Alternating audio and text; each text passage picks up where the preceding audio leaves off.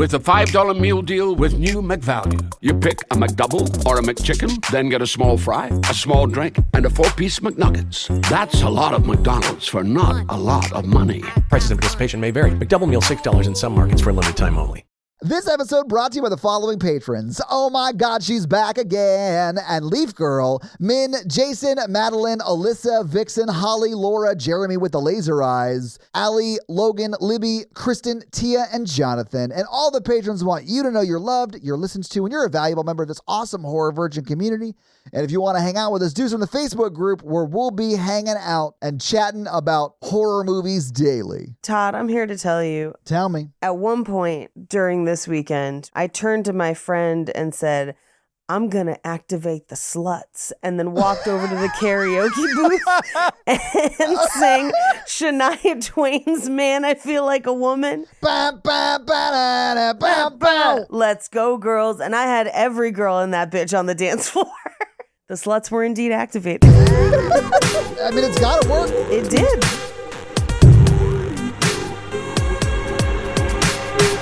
Everybody loves the Twain. Everybody loves this Twain. Thanks for tuning into Horror Virgin. I'm Paige. And I'm your Horror Virgin Todd, which means I don't like scary movies, but you guys make me watch them. And this week, Paige, for whatever reason, made us watch Pet Sematary II. Yes. And Paige, why? Let me tell you, oft requested. It is fucking bonkers. Yes. I had never seen this one. This movie's insane. This movie's fucking crazy. I'd never seen this one. Me either. I won't be watching it again because I like cats too much. Yeah. And dogs too much, frankly. Like animals too much in general. Honestly, every animal on screen is killed. Brutally. If you see any animal, that animal is going to get killed. Tiger survives, thank God. But like... Yeah, okay. So there is one cat that survives. One cat lives, and I'm struggling with it. I didn't like it. I didn't like... Now, from a bonkers, crazy movie perspective, can't get much more bonkers than this, man. Like, this is wild. Are you kidding me? Yeah. The hero's journey of a man who was once married to a movie star, but during this movie has sex with a dead dog. I mean, yeah, like that guy is the hero of the movie. The man who replaced his dead ex-wife within minutes of her dying with almost a child. Like, it was insane to me, the whole movie, that like I'm supposed to like his dad. Here's the thing, Todd. I don't think the movie knows who the movie's about. Me either. I don't think it understands who its main character is. And that's bonkers to me, too. Paige, at the end of this movie, when they throw up Olin Mills glamour shot headshots of everybody that died, as if they are going to do Dead Meat James's job for him. I was like, what is that? What is this? And then it just cuts to the movie ending. So it's like, it's over. Just like a long ending of the movie. I was like, this is insane. And it's not that the movie is bad. It's that I'm not sure it's a movie. It is bad. I don't. And where they're like driving, like the shining shot as they're driving off, and all the like class photos of the murdered, just like, it must have been blood, but it's all around. Like madness. It must have been blood, but it's all around. I hate you. That was funny. It's crazy because it introduces us to characters with a dead mom, so we're like, clearly the dead mom's coming back.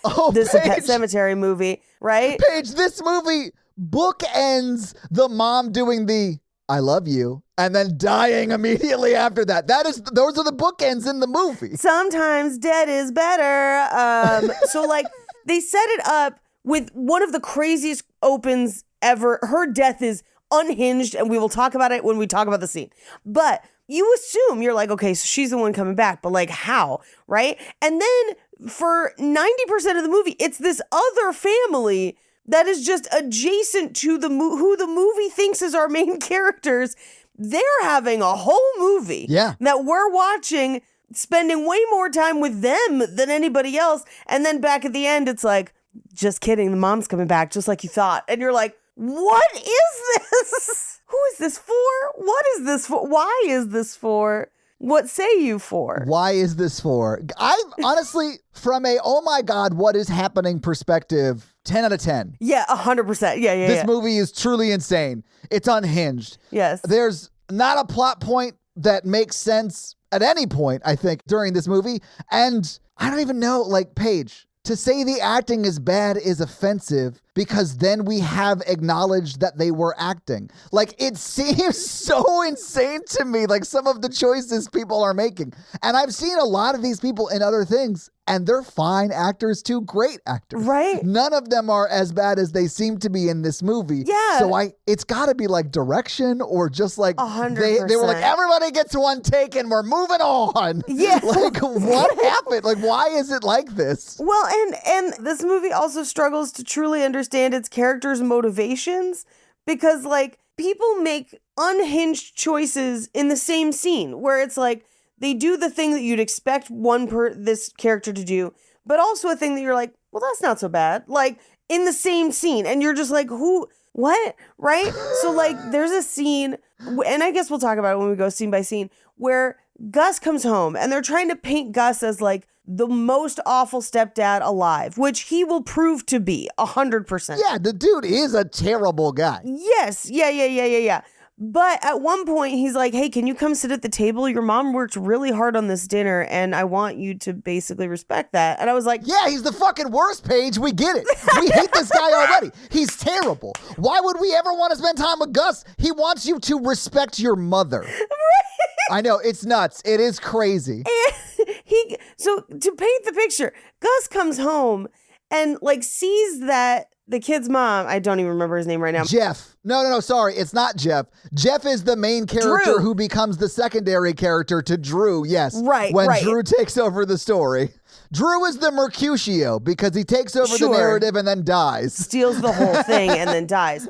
Dies so unceremoniously. Fuck this movie. But so, like, Gus comes home and sees that Drew's mom is making dinner. And you would expect, for how they have painted Gus the rest of the movie and will continue to, that he'd come home and be like, bitch, where's my dinner? Like something. I know, But right? instead, he comes home and very lovingly is like, oh my God, you made dinner. And, like, is like hugging her. And you're like, oh, hey, hello. It is. They're like showing him be a little, I think, a little too handsy is what the movie is like positing. He loves her. They're married. And listen, Paige, I get that you during the orphan episode were like, I don't care if the kids are in the house walking around. If I'm going to fuck my husband in the kitchen, that's where it's going down. And that is your They stance. were asleep. And that is very much what's happening here. But way early on in the we're going to have sex. They're just like making out and like groping. It's nothing more than that. Yeah. It's barely even making out. Like he's behind her sort of kissing on her a little bit. Look, if you won't grope each other in front of your kids, we're really doing it.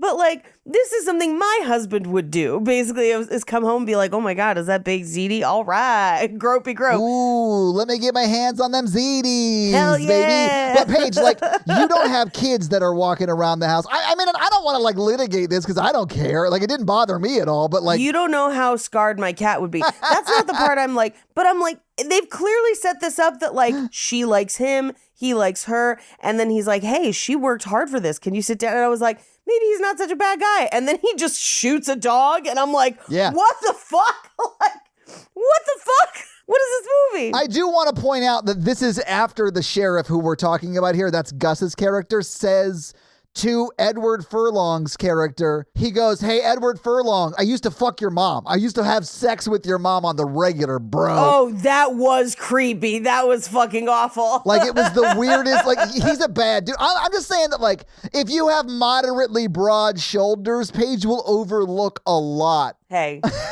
No, I'm just bringing up that the movie seems to not. Oh, yeah, Paige, it's all over the place. It's he's all a over the terrible place. person, and then he's like genuinely sort of affectionate and nice about like your mom working in the house. Yeah. Yeah. And then he kills the dog, and then he dies, and then he comes back, and he's arguably better when he comes back. It's so convoluted and weird. But like, Paige, nothing makes sense. At the end of this movie, the mom walks into the attic, I guess. We don't see her walk in, but she's just there. And then it seems like she can't leave, like it's Field of Dreams or something. Like she can't step off of that bed or whatever. She can't move, and then and Edward Furlong turns into an evil creepy child for no reason. What do you mean turns into? I've seen many Edward Furlong movies, and there are a lot like that. Although, I think he's great in most other movies I've seen him in. I can't think of one where he's not. except for this one. Yeah. Yeah, I think he's pretty great, even like as a younger child actor, which is like, Yeah. it's pretty rare that you find great ones, you know? I feel like his performance in this movie is refreshingly subtle for a child actor. Yeah. You know? I do think he was probably the best in the movie. And maybe that's just because I'm not like Anthony Edwards and I wasn't asked to have sex with a dog in this movie. So like, I was going to say, I was like, I think we got to give Anthony Edwards some credit. I mean, for what he was asked to do in this film. Yeah. When that started happening, I was like, they're not gonna. Oh, no,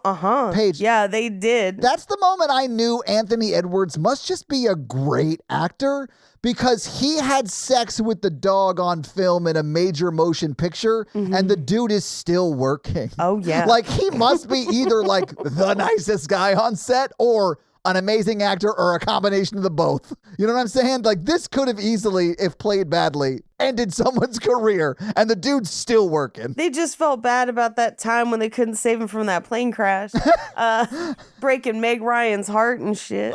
Goose. You deserve better, Goose. R.I.P. Goose. You know what the sad part is? The most sad thing in Top Gun is when you realize Goose was the Great Ball of Fire. Oh, no. Iceman would never let this happen. I know, he would have cooled it down. But Paige, there's a lot of insanity in this movie. I don't know what's my favorite, like, what the hell is happening moment. It's definitely the cold open for me, but yes. Yeah, I mean, that's fair. It is bonkers. I really did enjoy Drew literally turning his dog into a monster. And then immediately when that monster shows up at his doorstep and the vet, Jeff's dad, Edward Furlong's character's dad, shows up at his place to like treat the injuries because it was a shot dog, that like he then is like, hey, can you just watch him until he's all better? You take it. Yeah, because he's like, he seems really possessed and demony, and I'd rather you deal with all that. Right. So I'm going to create a monster and then just like hand it to somebody else who has no context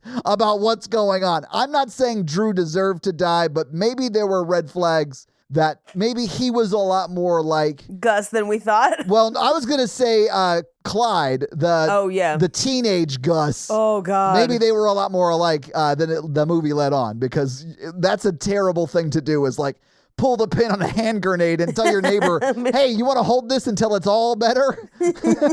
It was crazy to me. Or you have no fingers, whichever comes first. Yeah, it was nuts. Crazy. Paige, yes. What would you do if someone just rolled up onto you on the street, stole your cat, and ran down the street? Oh, I would rip that person limb from limb until they were dead forever. Yeah. I would not stop until human physical violence happened if someone tried to steal my cat. And he does punch him, but no. When he was like, "Let me hold your cat," I was like, no. Fucking never. I would have leaned in to his face and been like, "No, I don't care who you are. No." You will have to rip this cat from my dead body. Yeah. But also, when they get to the pet cemetery and he's like, "Oh, her head got caught in the spokes. I buried her out there." Oh. I would have then just murdered that guy. Yeah, I would have literally taken those like the spokes off the bike and stabbed him to death with them. It's like, well, surprise, fucker, you're gonna get buried out there too. I'm about to fuck you up so hard. Paige dead is better. Like, we can leave Clyde dead. When he comes back at the end and he fully looks like a 40-year-old man in makeup, I was like, oh, damn, was he like way older than he looked? Maybe. I was like angry crying in the scene when I thought that cat was still dead. And then when it was in the the bird cage, I was like, oh, thank God. Like, I was so relieved. And I was like, bitch, you know what movie this is. Like, what are you doing? Yeah. You can't be relieved. This is... Come on. I can't tell you how many times I wrote owie zowie in my notes, and I'll be honest with you, I couldn't help it. Like, every time Zowie bit somebody, I was like, owie zowie, baby. Owie zowie. It made me laugh every time. I'll prepare you for my notes where I mostly refer to his dad as Goose. Hell yeah. And sometimes just refer to him as John Connor. So, I mean... Have you seen this kitten? I honestly think we... Sorry, it just hit me what you said. That was very funny. I think we should refer to them as Goose and John Connor. Just know that Goose is John Connor's dad. Yeah. And John Connor's mom is about to get electro-fucking-cuted and like deaded in the first 3 minutes of this movie. But Paige, yes, we should probably just get into it and go through it scene by scene. We should. But before that, Look at my nails. Oh, damn, Paige. You have like the cherry logo on it. They're 3D. They sculpted them onto my nail. That's awesome. Dude, it's fucking legit. Desiree knows what's up. I mean, honestly, all of them are. They all had like different things, or each one of the 4 fingers that has them Little on them. clowns. Stop flicking me off with your clowns, Paige. Love it. Anyway, let's go through this movie scene by scene. Let's do it. We open on credits with what looks like an evil wolf. We will find out later it's Zowie. Paige, the video they used and put the credits over feels like they, as a competition on a show, where like, you can only take $50 to Marshall's or any craft store, and then you have to produce 3 minutes of creepy video that we're gonna put credits over. Because it's like, Build a miniature graveyard. yeah, that's what it is. That is 100% what it looks like. A Tim Burton opening, but like not well done. Yeah, no, of course not. Yeah, that's exactly what happened. I'm about to use a reference that might not make sense outside of California. In California, in the 4th grade, they have probably changed this now for, sensitivity reasons, but we used to have to make like a diorama of one of the California missions. Do you think that I, a Southern Tennessee boy from Nashville, Tennessee, also had to make Californian missions? No. That's why I prefaced this. That's No. why I was like, this might not, but the kits are just like styrofoam walls and stuff that you put together, sure. and then you like add moss or whatever. Yeah. I mean, it's all arts and craftsy stuff. It's like, to get kids to make whatever. We did the same thing, but for, I don't know, probably the Trail of Tears and hateful shit. It was terrible, probably. But whatever. Yeah, yes. Yeah. I know what you're talking about. A genocide diorama. You get it. I mean, Andrew Jackson's one of our, the presidents from our state. Yeah. So, like, his bad. One year when my sister had to do hers, for some reason we couldn't buy a kit. I don't remember what it was, but she ended up having to make hers out of styrofoam gravestones from Michael's, like the ones they sell on Halloween. Hell yeah. Like cutting the pieces out. All this to say, yes, if you just went to the, R.I.P. Joanne's, but like the floral department at Michael's and like put some styrofoam gravestones and then just like ran your iPhone through it, you could make these credits. You could. Easily. Just turn the lights low and then shoot it. Yeah. Just play Monster Mash in the background. Get real weird with it. It honestly felt like whenever they cut away in 30 Rock for the werewolf bar mitzvah, spooky scary. It looks like the set dressing for that. Yes, the credits are fully Bonk City, as my sister would say. Yeah. We then cut to what looks like Maid Marian in a crypt trying to open a grave, and then hands reach up and kind of grab at her, and they yell cut. Because we are on the set of like a weird horror movie because. Yeah, I mean, it's just where the movie starts. Yeah. It doesn't explain anything. No. This is not at all related to the people who were in the first Pet Cemetery. Not at all. We don't even go there until the mom's dead, which takes all of 2 more seconds. Like, she dies so fast in the movie, guys. Yeah, because what we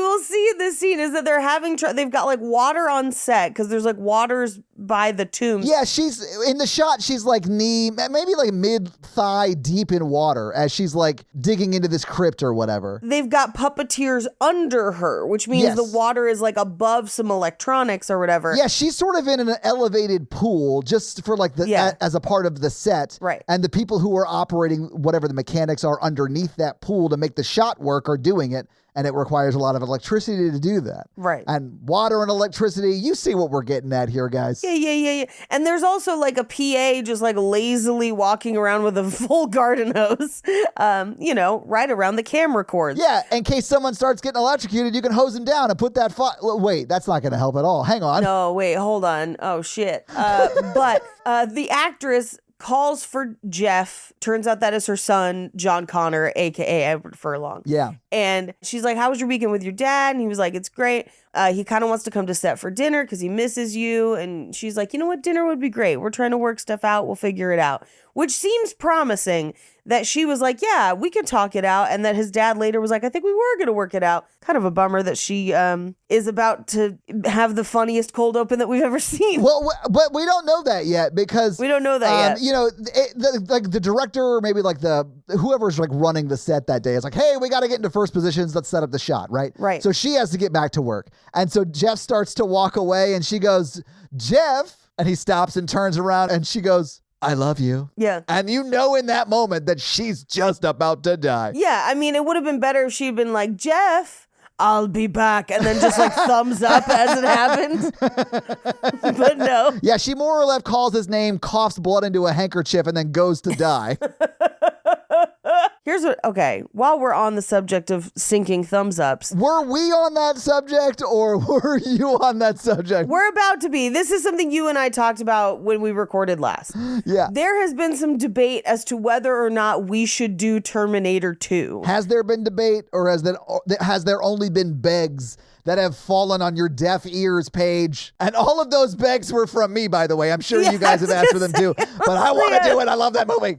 Just because it is definitely more of an action movie, I guess. As a devotee to the Terminator franchise, hey, don't threaten me with a good time. Are we not men? Are we not people? Are we not men? Are we not DEVOTIS? Whatever. When you cut me, do I not have like gears inside? Like, you know. So I guess what I'm saying is sound off in the Facebook group and on the socials if you really want us to do T2, because like, fuck man, don't threaten me with a good time. Like I'm down. I mean, Paige, let us know. Yeah, okay. So yeah, guys, reach out to Paige directly on social media. No. With the hashtag fuck I'm ready to what did you just say? Like no. Please do not reach out to me directly. I'm so tired. But like create a thread in the Facebook group or some shit. Yeah. And do it there and tell us if you want us to do T2. I'm willing. My body is ready. I'm fucking hungover, man. I don't know what you want me to do. Paige rarely drinks and did last night, question mark? 2 days ago. Paige, you drank 2 days ago and you're hungover? Dude, I feel like I've been ran over by a truck. This is why people shouldn't drink over the age of 35. Paige, it's not good. How dare you say ran over by a truck in the sequel to the movie where a baby gets run over by a truck? It seemed like the most appropriate this time. Roll out to heaven. I did send you and Mikey one drunk text, but because it was like 3 a.m. California time. Yeah, it was weird to send Mikey and me Jake's. Never mind. I was going to say dick pic, but that's not what happened. And I'm just joking. No. It literally, I think it just said in all caps, drunk text, I am the karaoke queen of Wrightwood. I think is all it said. Let me check the tape. Yep, it's exactly that word for word. 100%. Well, I am, and I was. Actually, Paige, can I clarify one thing? Sure. Drunk text is spelled with the correct TEXR. She wrote drunk text or texter. It's TEXR. Everything else was correct. We knew what you meant, though, Paige. We knew what you meant. 99%, right? That's still an A. 100% caps, though, guys. 100% caps. 100% caps. Anyway, yes, I'm still recovering.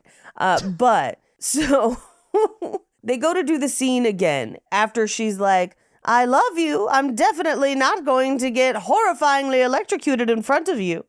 Where they start the scene again, the water hits something electric, and she's holding on to like a wrought iron fence around a crypt. Yeah. And it's just like, and you hear Paige, that was a stellar impression of the way the mom sounds. But just picture that, but also like for 60 full ass seconds of this 92-minute movie. Oh my God, it goes on for so long. Yeah. They're like running around trying to turn things off. They're like, we can't find the switch. And she's like, in the background. Which like fully, okay, I get that you can't find the switch.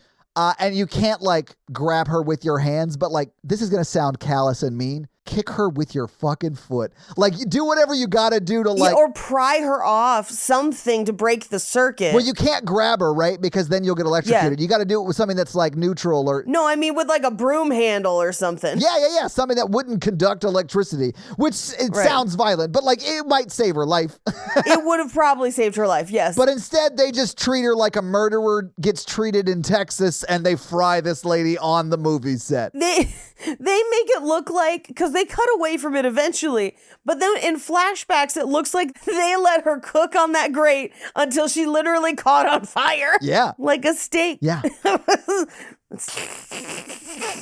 Just sizzling. Paige, they don't cut away eventually. They cut away eventually and then cut back and then cut away eventually again and then cut back again. That's how long she is like burning up on set. Like just being electrocuted to death. Yeah. Like her name is John Coffey. What? Oh, no. It's not spelled the same though, but that's how it's pronounced. It's not spelled the same, but yeah. It's also, they get to a point where they've like shut off all the electronics, or at least they're trying to. And they're just walking around her as she's still like, I know. like stuck to it. Paige, it's going on so long, I'm pretty sure one of the unions had to take a break during it. Like, they were like, we'd help, but like, we can't. Like, it's the union. We gotta we gotta go drink coffee for 15 and then we can come back and kick her in the face. Oh, man. It's so insane. I just laughed so hard. I was like, I know this is supposed to be shocking. I mean, honestly, Paige, the reason Edward Furlong is living with his mom's sister at the beginning of that movie, like, makes sense at this point, right? Like, Right. no, it's like, it's really sad, like, at face value, because what we're seeing in the movie is the child watch his mom get burned alive at work. Yeah. So it is, like, terrible, but it's also so silly, it's wild to watch on screen. Oh, it's insane to watch on screen, and I'll do it again, but only that part. I mean, Paige, if you want to watch the best part of this movie, you can turn it off 2 minutes and 13 seconds in or something. Like, Yeah. she dies so fast. Anyway, he calls his dad, Goose. He's like, good news, Dad. Mom said she can meet for dinner, but I got some bad news. She died. Dad, about that dinner, Mom's thinking barbecue. Oh, God.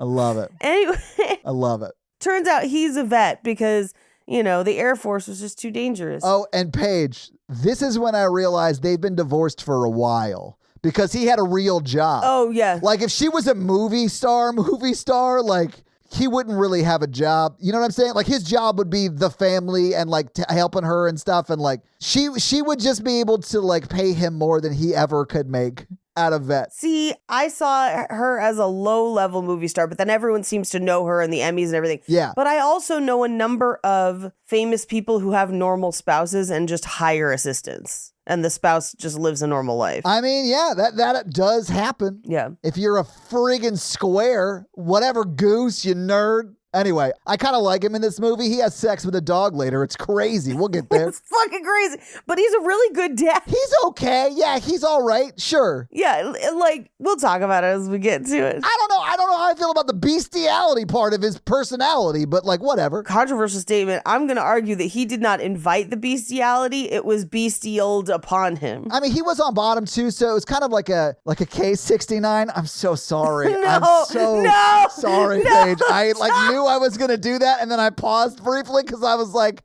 do I want to be that guy? And then my brain was like, I do want to be that guy. But like, because here's, you know what? No, table it. We will talk about this more when we get to that scene, because it's one of those things where you're like, oh no, he's being attacked, but he also seems to like it. Yeah, I he's don't into it. know He's what's into it. going on. Yeah. Anyway, we cut to her. After he hangs up the phone with his dad, just a shot of his mom's smoking head being pulled off the wrought iron with like grill marks on her face. You know, because she was electrocuted for 45 minutes on set while that union took their break or whatever.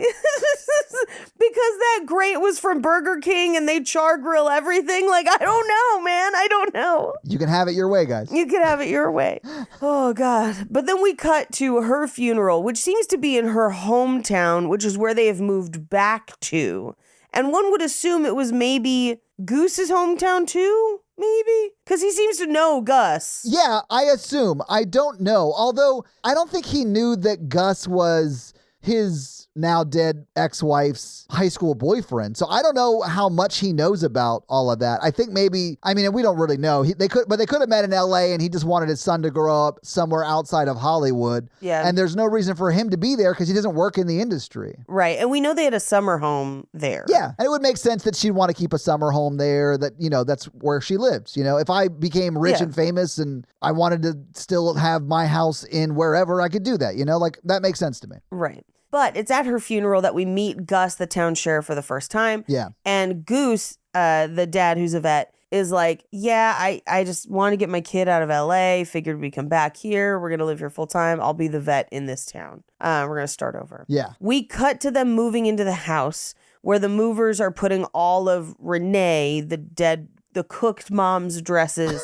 and everything into the attic. and who should show up with the new housekeeper that will only be in 3 scenes of this movie, Well, yeah. who looks a lot like her. Yeah. I don't know. It felt weird to me that like the second we see them in this new home that Goose is like making for his son and this new life in this rural town, the second we see that scene, we also see he's hired a lady to also be there all the time to like help. And it felt real weird to me. I was like, maybe give it a beat before you like hire like more or less live-in help. I don't know. That didn't weird me out as much because he's a newly single parent. Sure, I get like hiring help for like certain times or whatever, but she seems to just be like hanging out, bringing him his coffee and stuff, which feels very weird to me. If she was like there to like cook, clean, I'm out. Like she's there 2 hours a night, whatever. That makes sense. Right. She like sort of has a room there and lives at the place. She doesn't. We don't see any of that, but she's just always there hanging around. She's just there. She's just in the background. Yeah. But the part that's the weirdest to me is that it seems like she took the job because she was a fan of the dead mom. I think ultimately it was the long play to get all her dead moms or their dead mom's clothes. Yeah. I think so. She just wanted them dresses. Yeah. Listen, if you can't afford designers, sometimes you got to figure it out, Paige. And you're like, oh, wait, that movie star has the same sizes as me. So I'm going to like, oh, wait, she died? Great. I'm going to go move to her hometown and be their housekeeper. Rob 'em blind. This was the perk of my friend who was Charlize Theron's personal assistant and happened to wear the same pant size as her. Nice. Like, I get it. Long play. Yeah. But it weirded me out because I was thinking about like, what if I died, right? Like, let's say I died. And Jake was like, I just need somebody to like help around the house or whatever. And they showed up and they're like, I listen to Horror Virgin every day. Wouldn't that be maybe upsetting? A little bit. I'm just here to raid Paige's closet. I get it. I have good taste. But like, keep it on the low. Steal stuff when he's not looking. I mean, and he would have got away with it too. Like she would have been fine with it, you know? Because they are sort of like, I think maybe getting rid of those clothes. They're boxed up, so they're at least going into storage. Like no one's going to use them, I guess. Yeah, no. They put them in the attic. I think the only reason they didn't get rid of them is because Edward Furlong is attached to them. Yeah, that's fair. And they're probably expensive clothing. Like, I don't know. At that level of clothes, like, what do you do? Like, you can't just like give it to Goodwill, right? I mean, I suppose you could, but like that's a waste. Actually, I happen to know about this from my friend who was Charlize Theron's personal assistant. It's actually really hard to get rid of those clothes because Goodwill might take it because they're not going to look, right? So you could just kind of dump it and like maybe. That's what I was thinking, yeah. Maybe. But a lot of places like a Buffalo Exchange or a Crossroads or something won't take clothes like that because they can't sell them. Like no one's going to pay what those clothes are worth. And you like, they're too nice and too high maintenance to like just have out and stuff. There are, at least in LA, there's like specialty boutiques that specialize in stuff like that. But if you're not in LA, like it's actually pretty hard to get rid of. Now there's like websites that you could do it. But back then, very hard to get rid of clothes that nice. Yeah. I mean, I know a housekeeper who like just wants to hang out all day and really wants those clothes. I mean, she'd probably work and take that as payment. Honestly, pretty good system. I'll be your housekeeper while you get back on your feet for like 3 months, and then I'm taking all those clothes. That might be a fair deal. That might be like a lot of money in clothes. Who knows? I mean, some of they talk about it being like her dress from the Emmys and stuff. Yeah. Those are worth thousands each, right? That's what I was thinking. Yeah, like it might be. Yeah, it's definitely a lot of money in clothes. But it seems like they don't really need money. They're not poor, it seems. No, I think they're doing fine. Like I thought she was a movie star, and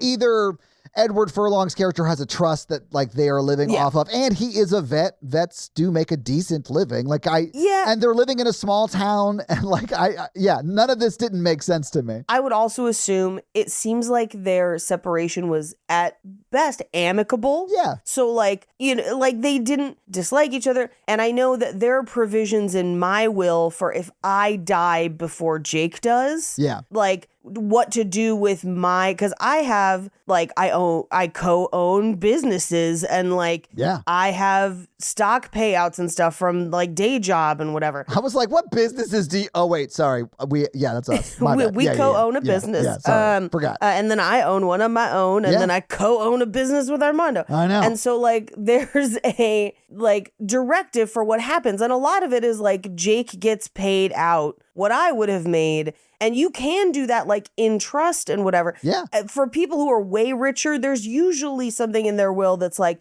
you'll get X amount every month from this trust to take care of the kid. Yes. And then Yeah. the kid has their own trust. That's what I was thinking. And like, yeah. And truly, like, they might have just been separated, and that might have been his wife that died, right? Right, so, like, he might have just got all the money. And he's not a bad guy. Like, I don't think he's trying to do anything nefarious. And it makes sense that they would be able to hire a housekeeper. Like, I got the vibe that they were way downsizing as far as like what the cost of that home would be. And I know that they already own it because it was their summer home or whatever, but like, right. that area seems like a lower cost of living than LA, I guess is what I'm trying to get at. Yeah. Yes. But we cut to them going to set up the new animal hospital. And they go, he basically sends Edward Furlong. He's like, go check out the kennels. They're back there. And then those kennels look like, because they got flickering lights and like chain link fence. I was like, is this a dog prison? Like, yeah. I mean, it is more or less. I mean, yeah. But like it looks like we're about to walk into the weirdest episode of Oz. But he goes back there and a cat runs out. And then he finds a box of kittens. He does, yeah. Very, very cute kittens. Little babies. And he takes one to be his kitten. And these are like 8 weeks old. Like, these are little guys. They're very adorable. And they actually do, like, I think a pretty interesting thing here, because we also meet Zowie in this scene. Right. And there's this whole, like, with Tiger, the cat that Edward Furlong's character adopts, there's almost this whole, like, horror short shot from the cat's perspective. Like, it's shot really low. And then it's, like, opening the door, and the dog is very big and very imposing, and like the cat scatters and runs away and hides, and then like the dog chases after it, and it's shot like it's like a mini short for the cat. Yes. It was very interesting that they chose to do it that way. I kind of liked it though. It made me want to watch Keanu again. Yeah. Keanu. Different vibes, but it's cute. I like it. Different vibes. Similar looking cat. Yeah. Not as many do-rags in this. Unfortunately. But this is where we meet Drew, who is Gus the sheriff's stepson. And Gus the sheriff clearly don't like this fucking dog. And the dog's getting into his rabbits and a whole thing. Yeah, Gus the sheriff is the bad guy. Just remember that. Right, yeah. At times it will sound like he's not, but he is the bad guy. But he is the bad guy. I did kind of love the non sequitur in this scene of like, when I was little, I thought cats were girls and dogs were boys. I think he did that so he could then be like, well, also when I was little, I used to fuck your mom. Like, he's just like saying the weirdest shit at all times. Oh, yeah. And he's like, your mother and I were sweethearts, homecoming, prom, the whole deal. And he like really emphasizes that whole deal at the end. He says the whole deal, like, look at you and look at me and look at our hairlines.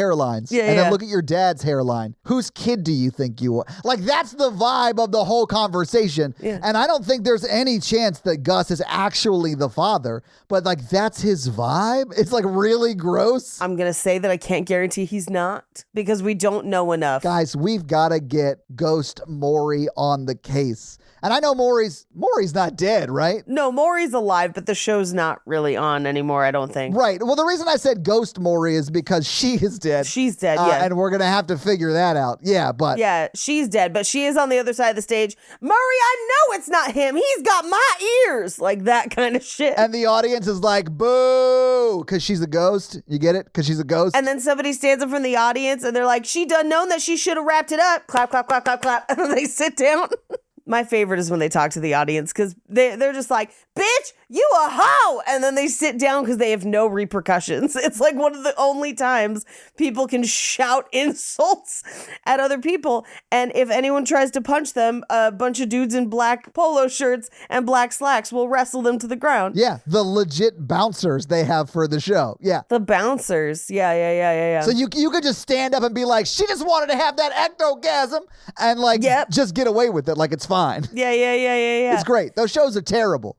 And they're very exploitative. Like there's a great documentary about what really went on behind the scenes of like Springer and other shows like that. Guys, Google the Springer Triangle and then know where Nashville is. Oh, yeah. And you'll be like, oh, that all makes sense. Yeah. But hey, staying home sick from school will never be the same again without Maury. True. That's my go-to. Yeah. When my mom retired, she texted me like a few days into her retirement and she was like, I'm watching Judge Judy like every day. I was like, now you know what it was like for me to stay home from school, Mom. Yeah.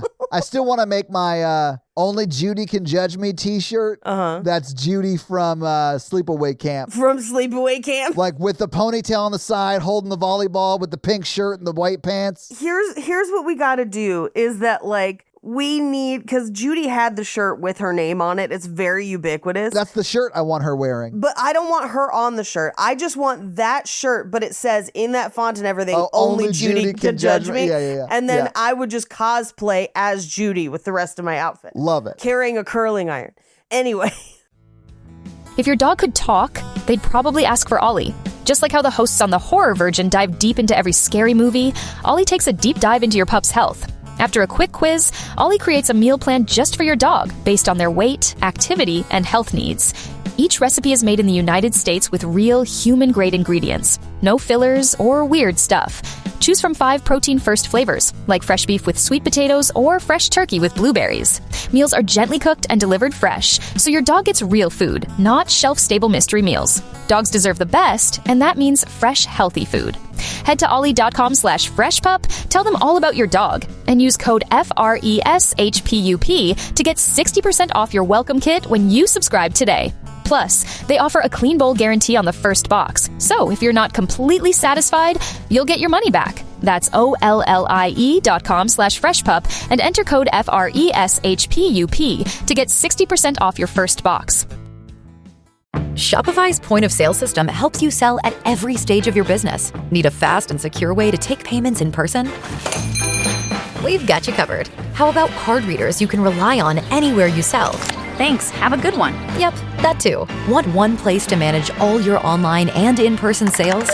That's kind of our thing. Wherever you sell, businesses that grow with Shopify. Sign up for your $1 a month trial at shopify.com/listen. Shopify.com/listen.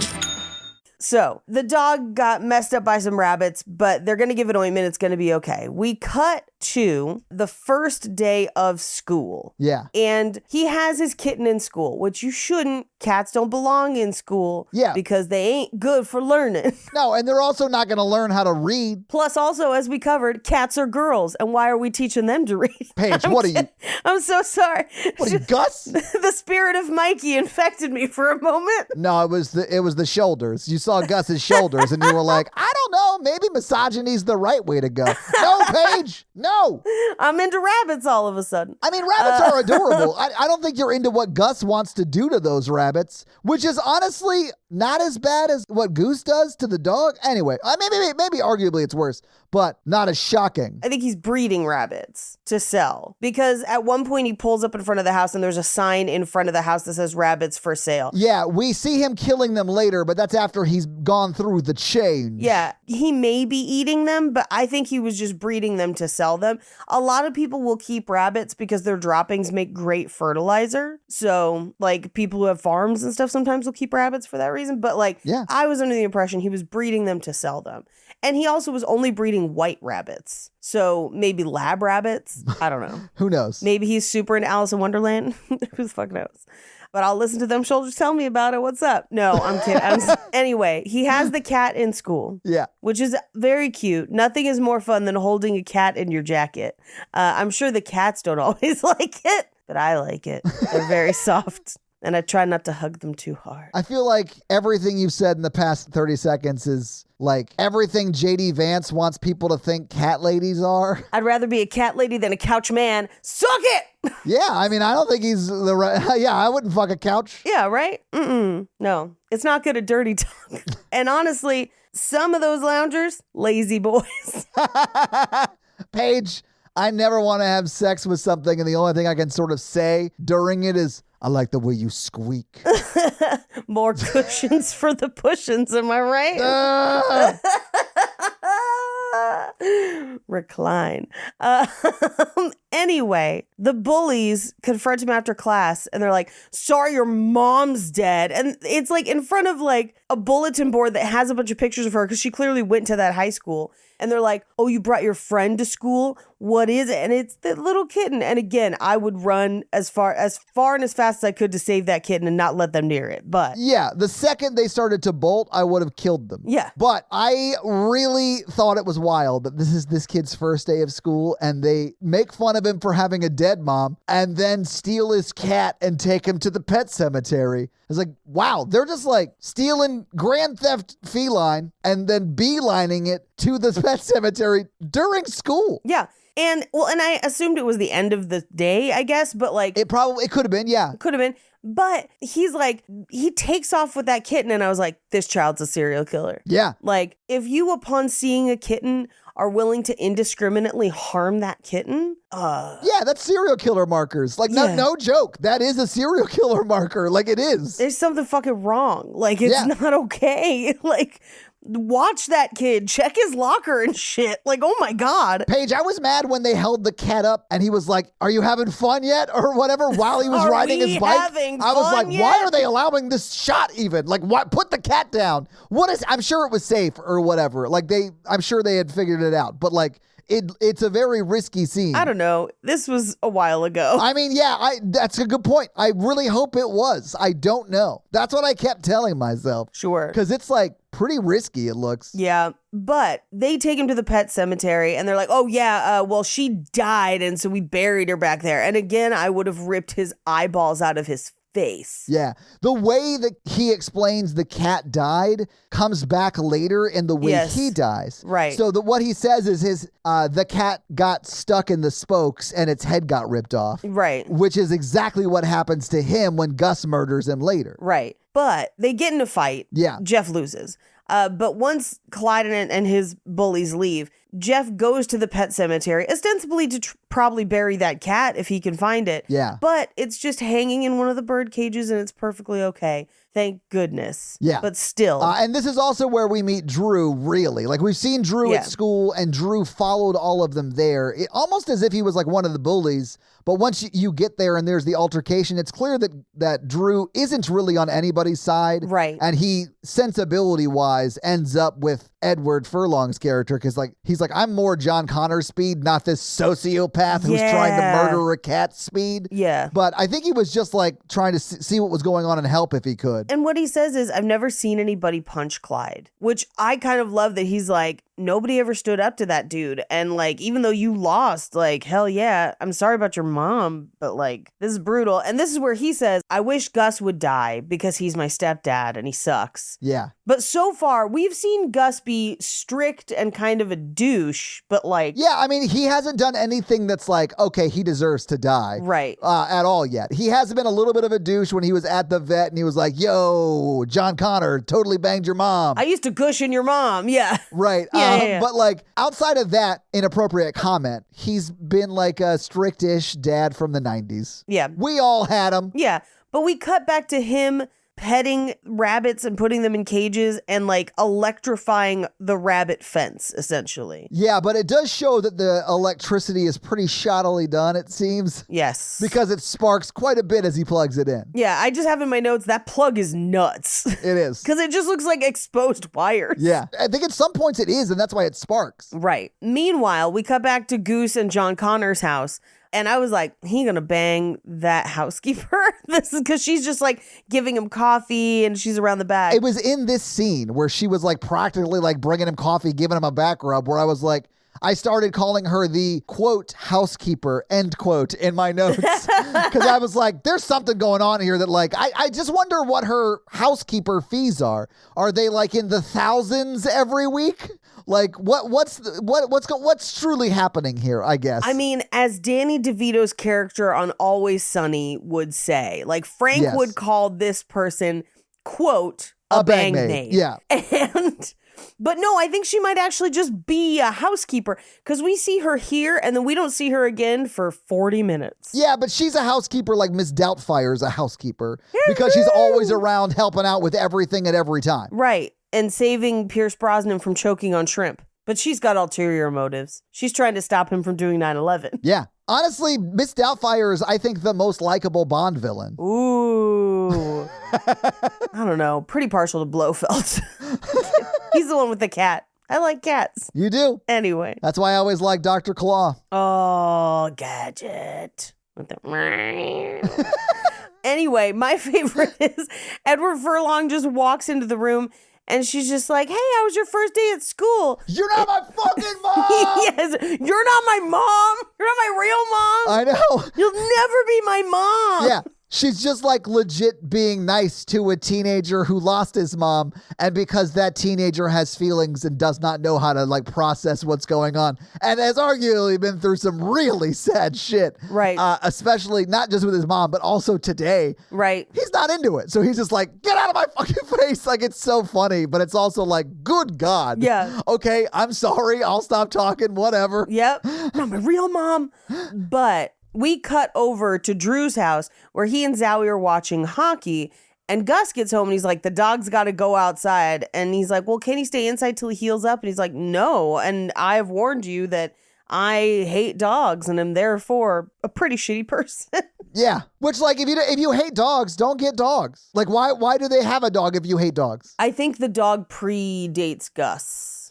I think the dog is a dog from a previous relationship. Sure, but when I met Natalie, she had 5 cats and 2 dogs, and I had 0 animals. And then when we got together and started living together, we had 7 animals. Right. It's not like you have, that's part of it. That's like a package deal. It's like, it's not the same as kids, but it's the same kind of thing as kids. You know, like they're your stepkids, you know? I consider it similar to kids, right? I mean, not the same, obviously, but like if God forbid, if my husband dropped dead tomorrow and someone showed up and was like, we're going to be together now, but McCready's got to go, I'd be like, I think you got to go. Yeah. Brother. Even if that Like, person called you Sassenach, like, would you kick Outlander out or would you kick McCready out? I know for sure I wouldn't have to kick Outlander out because he posts about how much he loves the cats on set from his Instagram. But like, it would be a deal breaker for me to kick McCready out. That would not be happening. Yeah, that's fair. This was the same thing when I was like super poor in Los Angeles and very young and had Dennis, and I was trying to find a new apartment and it was tough to find an affordable apartment that would take cats. And people were like, well, what if you just, gave the cat to the shelter? I was like, no, what the fuck is wrong with you? Like, what are you talking about? That's not even an option. And I did not ever give that cat up. That cat stayed with me till it died. So that's just who I be, I guess. Was that Dennis? That was Dennis. Oh, Dennis. Yeah. He was a wonderful kitty. He was a wonderful kitty. But he put Zowie outside. Yeah. But this is also the scene where he's like groping on his mom and is like, hey, be nice. She made dinner. And the kid's kind of a dick about it. And at first I was like, well, because he's just like, I don't want to turn the TV off. This child doesn't handle his mom being, and they are married and they are not like, it's not over the top. No. I would understand why you might be a little bit uncomfortable walking into your parents doing this. I don't think it's necessarily terrible, but I get why the kid was like, close the door kind of loudly just to let them know he's there, like it's sort of that vibe. What I saw on the screen, I would consider 1 or 2 notches past a hug, which I think is totally fair game in public. Honestly, I'll just say, like, his hand is on her side boob. Like, it's not even, like, crazy gropey, you know? No. And that's why I was like, it's definitely over the line of what you normally see in PDA. So that's why I think he, like, closed the door loudly so that he would, like, alert them to his presence in case he, like, tries to sneak, like a sneaky little grab, Whatever. He's in his own house. I don't care either way at this point because it's not like they're full on penetration like they were in The Orphan when you were like, yes, fuck in front of your kids if they're in the kitchen. She interrupted them before, but also they were in a completely different part of the house. I'm not going to relitigate this. I'm going to have sex in my kitchen. Like, the kids were asleep. It's not, whatever. Anyway, the kid won't turn off the TV. And at first I'm like, maybe Gus ain't such a bad guy. Like, he seemed like kind of a douche, but this is all right. Yeah. But then he's like, you don't get to eat that much because you're flabby ass. I was like, just kidding.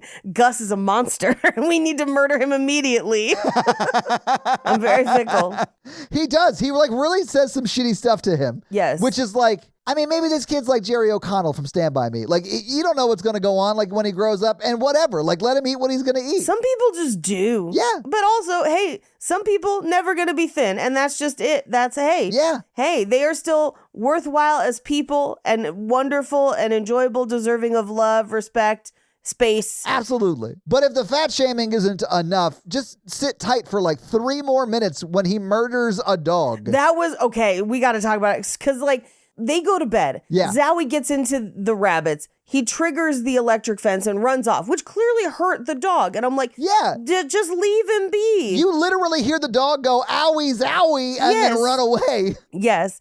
And run away, which at that point, like, that was the point of the electric fence. Yes, right? Like, I would assume it was for like probably like wolf type predators, But but still. the dog is kind of a wolf like type predator, I guess, because he is sniffing around probably for similar reasons. I assume it'll keep him away. He's not going to bite through it. So, like, problem solved, right? Yeah. No, Gus gets up and is like, I'm going to shoot that fucking dog. And this is where I, as the lady married to Gus, would have been like, oh, I need to take my child to a different county right now. Yeah. Because if that man is willing to just walk out and shoot a fucking dog, a poor defenseless dog, like, it's just a dog doing dog shit, man. Like, that's what dogs do. That's what the electric fence was for. Why the fuck are you shooting this dog? And then to shoot it in front of the kid, I was like, oh no, that man's a murderer. That guy will shoot me. Like, it's time for us to fucking bounce, like, Yeah. immediately and run away and change our names because he's a sheriff and we don't want him to find us. Like, Yeah, he's literally the law in that county. oh God. Yeah. And I Yeah. was like, oh my God. And the fact that, and here's the thing, there's a part of me that I was like, why is she just standing there letting him shoot the dog? And I was like, oh, because she's smart, because he has a gun and he can murder her at any time. Like, Yeah. of course, I understand why she stays. But we see Drew go out and find Zowie, and that poor, I cried really hard because the dog like dies in his lap. I was just like, oh, no. It's so sad because we see like the dog like on the ground and Drew walks up and puts his hand on it as it's like having its last breaths, and he like picks the dog up and puts it in his lap and like sits there and just cries as his dog dies this very painful death. Ugh. And then I had a realization, and that realization is I Am Legend stole exactly this premise. And it's so sad in both movies. Yeah, but in the bathtub, Yeah, it's so sad. Oh. it's gonna make me cry again. Yeah, it's the same sort of emotional beat, and it's like hard. It's rough. It is so rough. Yeah. Anyway, we cut to the next day where he meets up with Edward Furlong and is like, hey, I've been out all night. I got to go bury my dog. Yeah. Which also I was like, so this guy shot the dog and just left a 12, 13-year-old out all night by himself with the dead dog. I'm like, you're a fucking monster. Like, It's literally the next morning. I mean, honestly, the saddest part when we cut away from that dog's scene where like the dog is crying in Drew's lap and dying, and he's crying. The saddest thing is we cut to them, like him and Edward Furlong walking through a field holding a stuffed animal. yeah. And like then going and like burying the stuffed animal in the thing. And then like after all of that, it's like dawn Yeah. or whatever. It's like he was out all night. Yeah. And then the dad rolls up on him. Stepdad. Sorry, Drew. Stepdad, I know yeah. he's just your stepdad. But he rolls up on him and he's like, what the hell is wrong with you? Like, you skipped school, you did whatever. And he's like, hey, I had to go bury my dead fucking dog, you monster. Yeah, remember that dog you shot, you bastard? The dog you fucking shot. This is where they bury the dog. This is where they go all the way up to the burial ground. Yeah. And this is where they get the law of like, you have to bury your own or whatever. Yeah. So Gus is like, life is full of lessons. Everyone's got to learn them. Get in the car. And I'm like, that was not a lesson to learn, man. You shot an animal that did not know any better. That was just a dog doing dog shit. Yeah. Like, what is wrong with you? Yeah, dude's a monster. He's terrible. The lesson is, Drew, run. Like, oh my God. Yeah. Anyway, we cut to later that night. He like goes home, he goes to bed. And that night, Gus and Mom are getting it on, which I was like, homegirl, girl. And again, probably because he's dangerous and she's plotting her escape. Yeah. But like, if Jake shot a dog like that, I could never have sex with that man again. It's ruined. I could never. No, I honestly started questioning, like, does she even feel safe in her home? Like, is it like, Yeah, I don't know. sort of that? I don't know. Yeah. But the man is like terrible and murdered a dog. So like, I get why you wouldn't want to like bone it down with that. Right? So it's shocking when someone else does. But that's what happens. Yeah. But again, she might not feel safe in her own home, as we have highlighted. Exactly. That's how I explain it to myself. Because the mom actually, I feel like, is a pretty sympathetic character the whole movie. And like some bad shit happens to her. I mean, she dies in that car wreck, and like some bad shit happens to her before that too. So like, you know. Yeah. Anyway, they are awoken by growling. We cut to them waking Drew up and being like, what was that lie about being gone all day burying your dead dog? The dog's right here. And then you look at the dog and you're like, that's a devil dog. Like, yeah. I mean, the dog literally has red eyes. Yeah, that dog's, and it's like full-blown Mr. Bubs, but like a giant dog, because it's out, it's just like, and you're just like, oh no, what? No, it's all bad. It is all bad. It's all bad all the time, always. Always. And I'm like, how'd they even get it inside? Because it's just like, and they're just holding it there like a normal dog. And when you say they're holding it there like a normal dog, you mean the people who are like, have their hands inside that stuffed animal puppet that they're using. Oh, yeah. For half of the shots where the dog is present. His parents are just like holding the collar. But that dog is like 60 pounds. Like, it's a big old dog, right? Yeah, it's a big dog. Yeah. It's a big dog. And it's just like, and she's just calmly holding it like, we found the dog outside. And you're just Aren't you excited? Aren't you the dog is not dead. But she's like, we're going to call the vet because the dog is very clearly still injured. Yeah. And the vet van with Goose and John Connor in it shows up. And they take the dog in, and he's like, oh, yeah, this is not good. What happened? He's like, some psycho got trigger happy and then just like glares at Gus. Which, like, Goose has to know. Like, Goose is not an idiot. He has to know that Gus shot that dog at that point. Right, right. Anyway, we cut to, he's like, can you take Zowie until he gets better? Because then he's like, he won't be outside. Dad won't shoot him again. He has a chance to get better. But also, he knows that he buried that fucking dog the day before. So he's just like, you take the zombie dog. Yeah. Like, you take this loaded handgun of a dog. I thought that was hilarious that he was like, hey, I created a monster. Do you mind, like, just watching him until he's not a monster anymore? Thank you so much. Love you, mean it, bye. Excellent. But Goose is like, yeah, I got you, dog. I got you, dog. Literally. Because we go back to the house. Edward Furlong is having a nightmare about his mom. And when he wakes up, he's like, and the dog is just sitting in a rocking chair, rocking ominously. Yeah. I laughed so hard. He was just like, but like calmly sitting in a rocking chair. It's almost like if we saw that scene from his perspective, he would have watched his owner wake up and he would have been like, good morning. Good morning. Because he's just like rocking in a chair. Oh, I see that we have things to talk about this morning. Like that kind of just like, you know, like if you come home late from being out at the club or something and, you know, the light flickers on and your mom's in the, oh, where have you been? Yeah. It's about time you got home. Like that's the energy of this dog. Food bowl was due 28 minutes ago.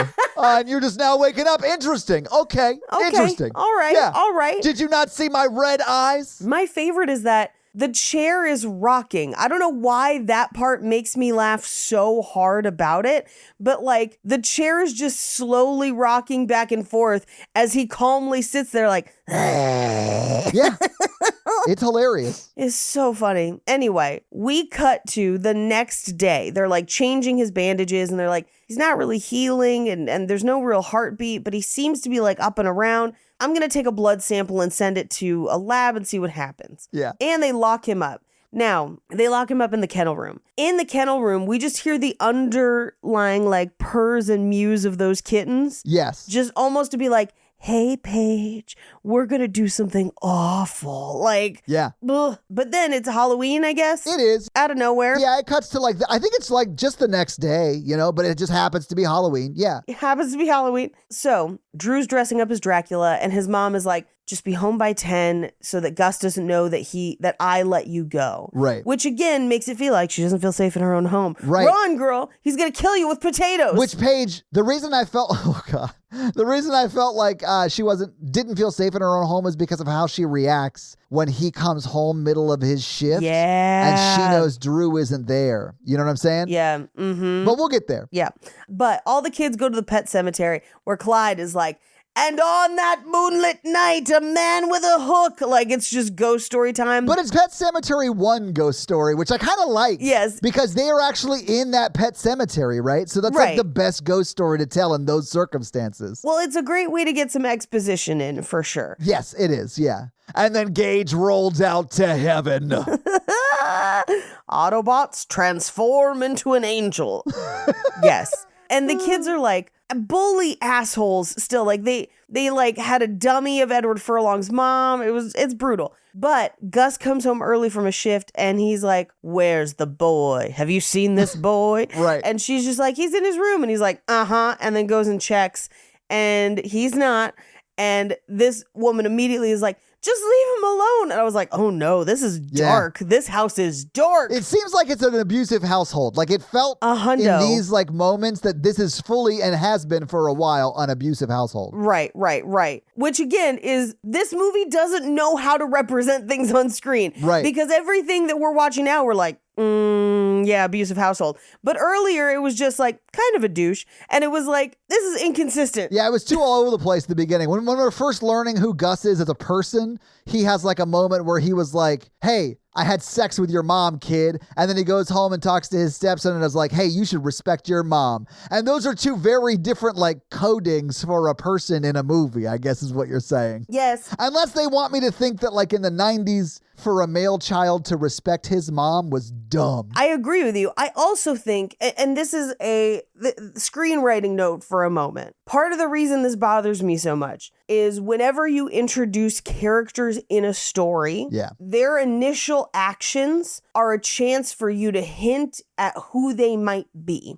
Now, if you're deliberately trying to obscure who someone might be, where like they're going to flip the script later and it's going to be a surprise. Sure, I understand, adding a layer of confusion. But if you're trying to telegraph who this person is a little bit, which this movie should have been trying to telegraph abusive dad, because there's no mystery to who he is. I think they do very well in these last few scenes. But you should be doing it in the initial scenes. No, I agree. Yeah.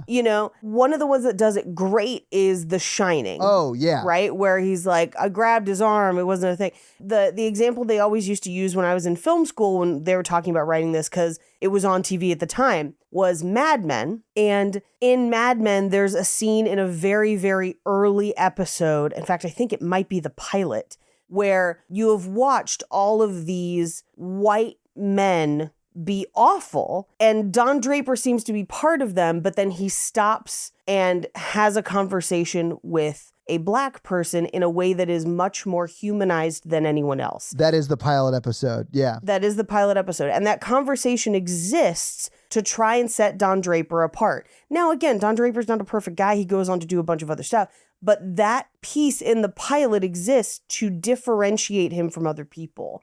And that's never done on accident. It shouldn't be done on accident. So when this movie gave us like two different versions, right, and then settled into abusive dad, it's a little weird because we should have kind of gotten a shade of that earlier. Right. Ideally, unless it was supposed to be a horrifying secret. If I was writing this, I would have had the scene in the vet be the same. Yes. That's fine. And then the scene at home where he's like, respect your mom, that one needs to be rewritten so he is also bad in that scene. 100%. Yes, I agree. Yes. And subtly so, though. Yeah. It should have been him coming home being like, dinner's not ready yet. Exactly. That. Yes.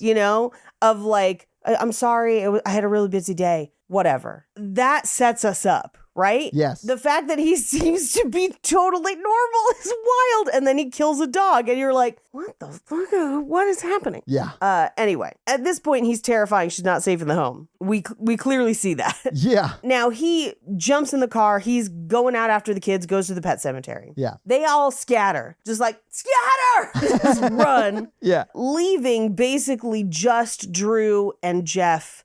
And they, at this point, are like, they're trying to get away from him. He hasn't really hit them or anything yet. Zowie attacks him. Yes. And murders him, which is also another thing of like, we're again getting dual things. Cause like he shows up there and he's like, I told you to be at home. Why are you out here? Which is a very normal parent reaction. Yeah. And then the dog attacks him and we're supposed to be like, thank God, what an asshole. And I was like, yes, because he did shoot the dog, but like. Oh, yeah. When he dies, you're like, good, because you killed the dog and the dog killed you. Right. But like, he is just there, like, in the scene that he dies in, like, hey, where have you been? What's going on with you? Right. And that's kind of a normal parent reaction to your Yes. kid being gone at that age. Yes, this movie wants to have it both ways of like. It feels like every other scene, he is either good or bad.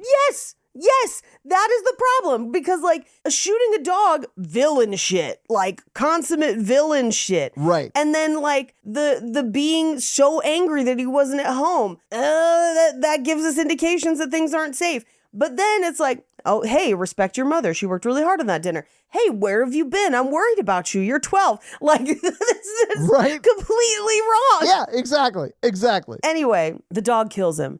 And they're like, what do we do now? And they're like, well, there's only one thing we can do because we're kids and our brains aren't fully formed yet. So we have to hide the evidence, which means we got to get him to come back. So we got to bury him in the pet cemetery because it worked for the dog. Which, like, okay, Paige, though, like, if your stepdad who you hate killed your dog and then that dog came back from the dead and killed him, why would you bring that person back? Why wouldn't you just leave them where you found them in the woods and be like, hey, have you seen my stepdad? Yeah. And just wait till it plays out. 100%. I'm not bringing back my abuser. Yeah. Well, and hear me out. This is true. Paige is putting her true crime hat on. Yes, please. The injuries that killed that man are clearly from a dog or a wolf or something of that nature. Right. They are not man-made. You have no fingerprints on him. You're not driving the car. You're not going to get in the car. Yes. You're just going to go home. And when she's like, hey, did Gus find you? No. Was Gus looking for me? Yeah. You just like lean in and you go, what? Really? Yeah, I guess I missed him. No, we left the pet cemetery hours ago. Yeah, they would have totally got away with it. They would have. Well, here's the thing. The other kids saw Gus, right? So their story has to be he came up to the pet cemetery and we ran. Yeah, and we ditched him. Which Yeah, they we do. ditched He him. does kind of say that. We ditched him, and that's it. Yeah, it's like, well, I don't know what happened. We ran away. Please hide me. The whole thing that he shouldn't have done was, I'm going to assume, carried a stuffed animal version of his stepdad to the pet cemetery to bury him, because I don't think Edward Furlong and Drew could have carried the stepdad Not at all. like a mile, 2 miles to that place and then bury him in the same night. Not with those shoulders, no. No. But then we cut to the vet's house where Goose is like, where have you been? I'm so worried about you. Were you flying a plane? Don't do that. And Edward Furlong is like, I've had a really long night. I'm really tired. I just want to go to bed. Yeah. And he's like, okay, go to bed. We'll talk about this in the morning. And I was like, what a measured and wonderful parental response. Right. For someone who is supposed to be the main character of this horror movie, but like, we're not getting much of their story. Right. But then we cut to the next day. It's like rainy and stormy. And he's just like chilling in his bedroom with the kitty. And I was like, oh, kitty. I know. Who doesn't love Tiger? Anyway, but Drew gets up. And who should be back at the house but Gus? Yeah. And he's like, I need a shower. And I'm like, sir, I know. your neck hanging off your neck. You need more than a shower. You need a surgeon, my friend. You need a surgeon and a closet full of scarves. And he like bandages up. And then he's like about to take a shower, but instead climbs into bed in his bloody, dirty clothes with the mom, where it is implied that he assaults her. Yes, he does. This is why I was like, this is not a safe house. No. It definitely is assault. Like, it's terrible. It's 100%. But the thing that boggles my mind is that like the next day she's clearly mad at him. She's clearly already plotting her escape, and I wish her well. But like, Yeah, she's like thinking to herself, I need to create like a go bag and just fill it with like cash and clothes and stuff and just, get out of here. Yeah. But at no point is she like, anybody notice his neck fucking hanging off? Like nobody, nothing. Like she does say he's cold. He technically does bandage it up after the shower, maybe. He still looks pretty dirty during the assault, so maybe that was before the shower. Yeah. I don't know. He does look pretty terrible the whole rest of this movie, and it is clear that he is dead. You know, like, he has this big thing in his neck. Yeah, but we cut to the next morning where Drew meets up with Jeff, Edward Furlong's character. And he's like, honestly, it was pretty cool. I asked if you could sleep over, and he said yes. I ain't sleeping over at that fucking house. Like, me either. No, never. Are you kidding me? No. Meanwhile, we cut to the vet where he gets a call about that blood specimen. He gets a voicemail about it, and he's calling that guy back. Meanwhile, a mom comes in with 2 twin girls, and she's like, are there still kittens? And he's like, oh yeah, just go pick one from the back. Oh, Paige.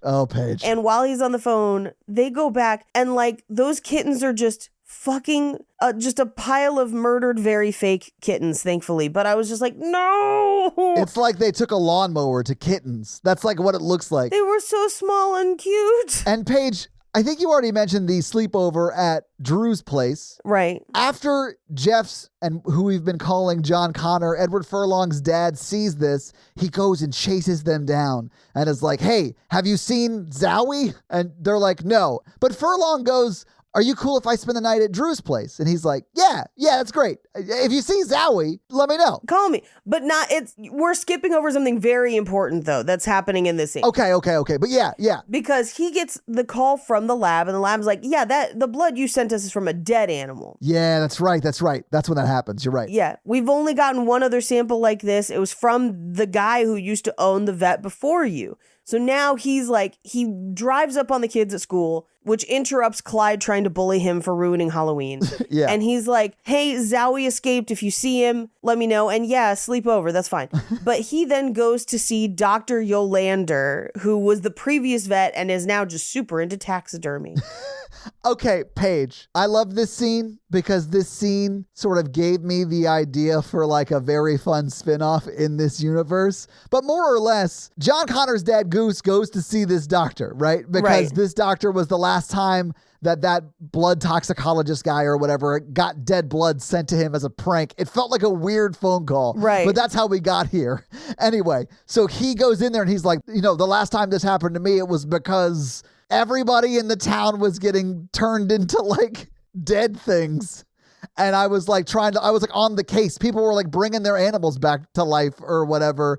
And then as he like cackles and laughs and Goose leaves the room, it does like a bunch of close-ups of like Church from the first movie and other various stuffed animals, like pet type animals. And I then wanted like a prequel series that follows this vet as like a Dr. Loomis type character. Right. That when people bring back their pets in the pet cemetery, it is like unofficially his job to like track it down and murder it. Just like a tracker version of Dr. Loomis. Yes. Who is also a vet. I kind of want that as like a Monster of the Week type TV show. I do, but I also loved this guy who's just like, it's not, they're dead, just like the wife was dead. And you're like, what? No, I know, I love this guy, he's crazy. That's why I want this guy in the show. I want him this unhinged the whole time. Oh, so good, good. But then we cut to Gus's house where he's skinning a bunch of those rabbits. Yeah. Which I assume they then eat them. I don't know, but he seems to be skinning a bunch of those rabbits. Edward Furlong's watching. The mom, again, seems to be plotting her go bag. We wish her all the best. Yeah. But dinner is kind of weird, but then the sleepover proceeds as normal, which is weird. Yeah, that's very weird because of what's going on. Right. And then we cut back to Goose's house where he's watching a movie that had his ex-wife, the one that griddled, in it. And it's implied. And now this is something, Todd, that like we gotta fucking talk about. Because he gets up, he locks all the doors, he grabs his gun Yeah. to masturbate. Wait, is that what you think he was going to do? I know that Zowie is like out and about, and maybe that's a reason why to have the gun. Right. But we've had no indication, like, he grabs the gun, he does all this stuff, he like locks all the doors, and then he like turns out the lights, and it's like he's taking himself out for a treat. And then we see Zowie. So it's almost like it's an editing mistake of like, we needed a growl or something, and we don't get it. And so it seems like he's just like, well, the kids aren't home. It's time for dad to like have his day. He's like, owie, zowie. Oof. Like, and in my notes, I just have dream or jerk off, both ? And it's her like riding him topless, full titties out. Like, Paige. I could come back. I don't have to be dead. Yeah. Right. And then she rears back. And then when she brings her head back forward, it's a dog's head, and he goes, ah, like in fear, but then just like, ah, and keeps going. Yeah, he's like, I don't know. I was in Skull and Bones. This is kind of normal. It's fine. He just keeps going. And then it's like full Zowie, and he wakes up, and the dog is attacking him in the bed. Well, yeah, he's having sex with it. Like, I get why the dog is like, what is happening? I came here to murder you, and you're molesting me. I just like, what is happening? This is not what I signed up for. I was honestly, Paige, later in the movie, it's revealed that Zowie is a male dog. And I was like, I saw those titties. Like, I don't know that, whatever. But yeah, fine. That's fine. I don't care. But yeah, they refer to Zowie as like he a few times later in the movie. And I was like, well, Zowie's been a he the whole time. well, yeah, I know. But we saw them titties. Yeah. I mean, you know. I just thought it was really funny that like Goose had sex with a dog in this movie. Like, what? Yeah, and the dog ends up out the window, and he tries to shoot at it because apparently he had his gun in bed with him. And I was like, what is this? Yeah. What is happening? He's got to protect himself in case the dog he was having sex with comes back to kill him. Right? It's an insane movie, guys. It's crazy. We cut to ostensibly the morning after the sleepover. So the sleepover went fine, I guess. And they're like sitting in the pet cemetery. And they're like, well, maybe it's like what you were before, and like something changes and it's the opposite, or I don't know. But like, maybe, do you ever think about running away? Yeah, all the time. Like, let's go home. And they go to leave, and they kind of bike off in separate directions. But as they do, Clyde shows up on a motorcycle and chases Jeff down and literally runs him off the road, and Jeff falls down a ravine and hurts his arm. Paige, can we pause there for 1 second? Because I have to say this, because they do start biking in different directions, and then Drew sees Clyde like go by him on his like I don't know, 50cc motorcycle or whatever. And then Drew tries to back up and like turn around and like chase after them. Right. And he falls just like backing up his bike. Yes. And they show it, and like they don't cut it out. They're like, no, keep it in. He fell. Honor the choice. It was so funny to me that they just like showed that. It was wild. But we cut back down to Jeff and Clyde is about to try and push Jeff's face into the spokes of the bicycle for no reason. Like, this kid should be on a watch list. Yeah. But who should show up out of nowhere but fucking Gus, who then takes the tire of Clyde's motorbike and literally basically decapitates him with it. Just like frictions his face to a pink mist. He scares him at first, and I do think he was always planning to kill him. Sure. And this is a dark thing to say, but I think it's kind of lucky that his scarf got caught in the wheel and he gets killed relatively quickly. Right. Because it seems like Gus is going to really make a meal out of torturing him. And it just so happens that, like, I don't know, the scarf his grandmother knitted him kills him in this moment and, like, ultimately saves him from a worse fate, although it's sad. Right. But Clyde is also, like, I don't know, child Hitler. Right. Like, he's the worst kid since the one who's like behind the rose or whatever and Children of the Corn. Right, like, right. He's such a bad child. Yeah. So like, you're kind of fine with it? Yeah, but at this point then, Gus takes Clyde to go bury him in the pet cemetery. Yeah. Leaving Jeff there. We don't even see what happens to Jeff. We just cut away from it because we see that Drew has watched this happen, and now he's seen Gus kill Clyde. Gus realizes Drew has seen it, so he puts Clyde back down and then chases after Drew. And Drew gets home, loads the gun, and he's like basically going to have to try and kill Gus. Paige, he doesn't load the gun, and that's the problem. Oh, you're right. That is the problem. He holds the gun on Gus as Gus comes in and confronts him, and is very much like, I'm going to kill you. I'm going to kill like, you, he's not pretending anymore. Like, the mask is off, you know? But at that moment, that's when Drew raises the gun and like actually does try and shoot him, but it just clicks because there's no bullet. Right. But so he ends up running, and Zowie is there too, chasing after him, chasing him up the stairs. Yeah, because Zowie's evil. Zowie is not on Drew's side either. He's not necessarily on Gus's side, but he is a wild card. Right. So Drew climbs out onto like the awning over the porch and jumps down just as his mom pulls up in the station wagon. Yeah. And he's like, Gus is trying to kill me. We got to go. And his mom's like, we got the go bags in the car. Let's go. I kind of love that at first the mom is like, oh, I'm sure it's fun. And then like Gus belly flops onto the car with the hammer in his hand. And she's just like, oh, no, we got to fucking go. No, this is crazy. Yeah, we're out of here. We got to leave. Yeah. And then thus begins a car chase to the craziest song I've ever heard. Yeah. Because it's like, gonna die today. And I'm like, what is happening? Like, I mean, they're not wrong, Paige. Like, not wrong. They're about to get mashed. I'm sorry. Oh. I'm so sorry. Given the amount of blood, it looks more scalloped. And that the grade of that truck was gratin. Au gratin. Oh, great on. Anyway. Oh, man. He essentially they're in a high-speed chase. There's a truck on the road, and through his maneuvers and swerving, he causes the truck to crash and then tip over onto the station wagon, killing them under a pile of potatoes. Yeah, this is why you got to stay in your lane, because sometimes if you veer out of your lane, you end up on the other side of the chip. You know what I'm saying? Yeah. This is also why you got to watch out for that starch intake.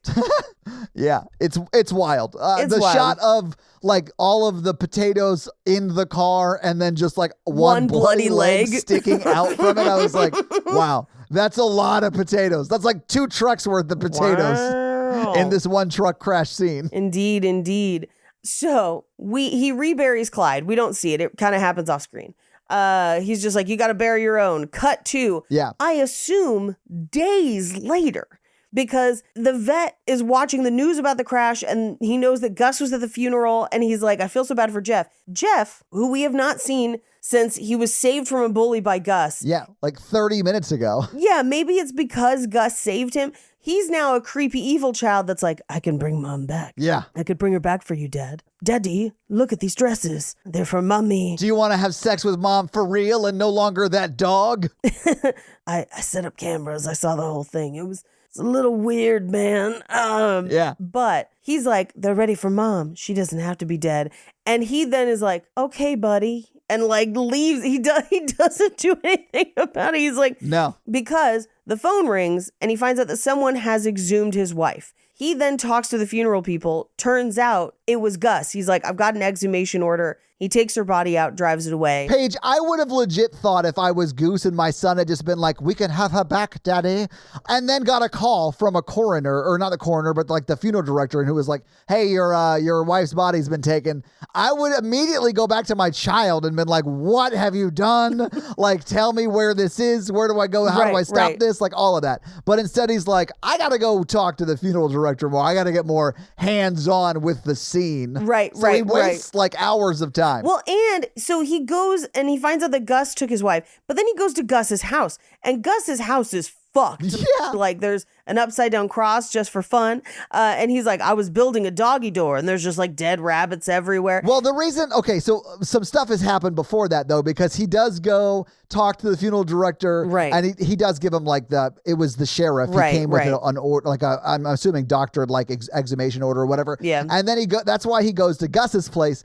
But immediately upon opening the door to get out, Zowie jumps up and bites his shoulder. Oh, yeah. He gets fucked up a bit. Yeah, like, why didn't you call me the morning after? And like bites his shoulder. Right. And then he shoots Zowie twice, and then Zowie runs away, although not dead. Not dead. And then that's when he goes in. And the joke of I was making a doggy door is, quote, funny because he just, quote, killed the dog. Although Zowie's not dead. Zowie's a zombie. So Zowie's not dead ever. Right. But he's like, why did you dig up my wife? And he's like, I wanted to fuck her one more time. And you're like, oh my God. Wow. Okay. Yeah. Yikes. Listen, Yeah, I get it, but wow. Okay, Green River Killer, shit. Like, oh my God. Yeah.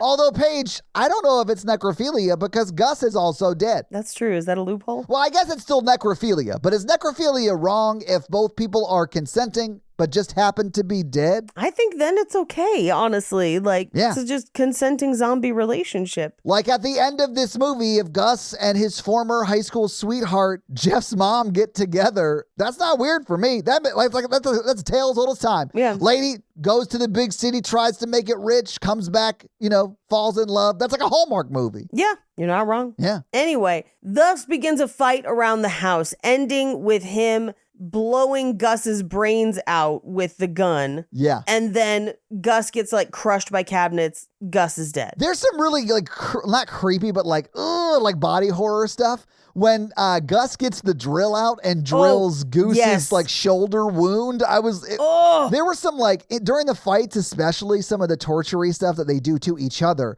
really made me like wince and like, ugh, it made me feel weird. I didn't like it. It was bad. Yeah. But then we cut back to the house where Edward Furlong's been walking around with a creepy smile and a giant suit that's way too big.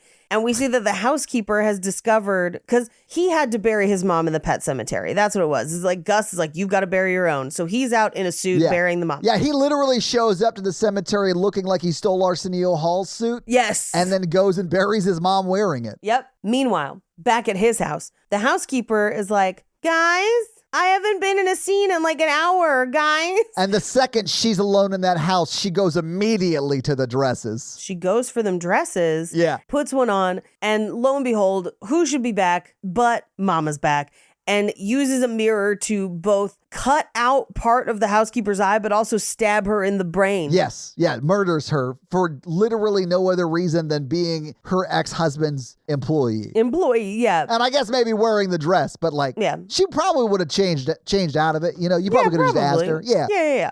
But Edward Furlong shows up and he's like, Mommy. And she's like, I came back for you.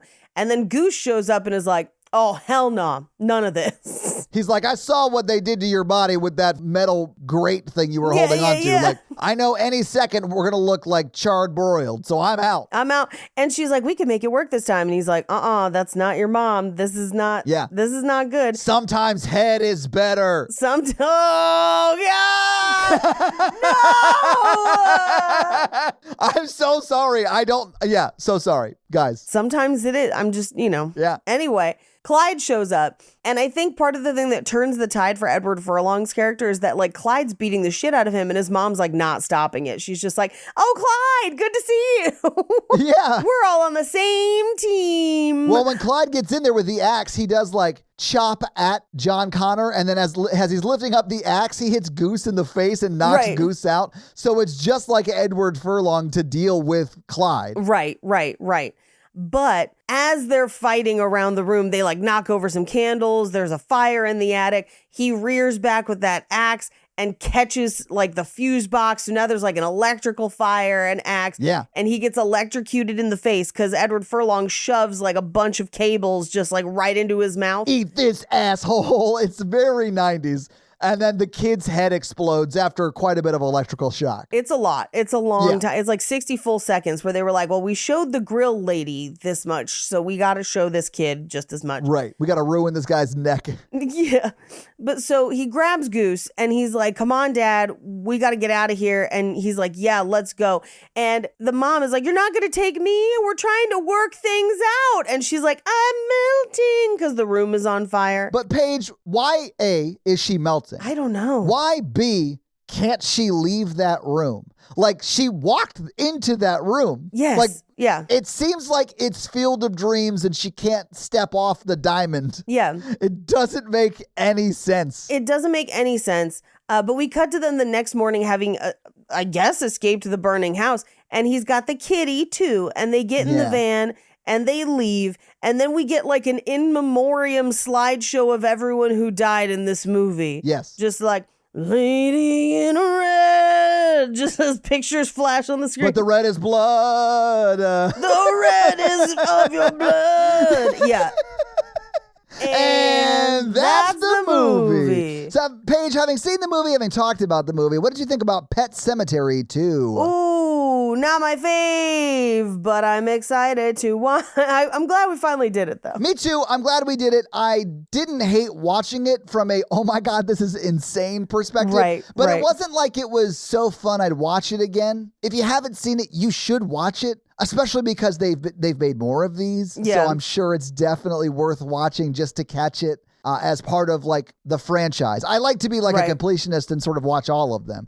So like definitely watch this. It's very watchable, but I definitely understand why after watching it, you wouldn't want to watch it again. Yep. But Paige, would you by any chance happen to have some fun facts for us? I do have some fun facts. Well, it is with your fun facts. Pet Sematary fun facts.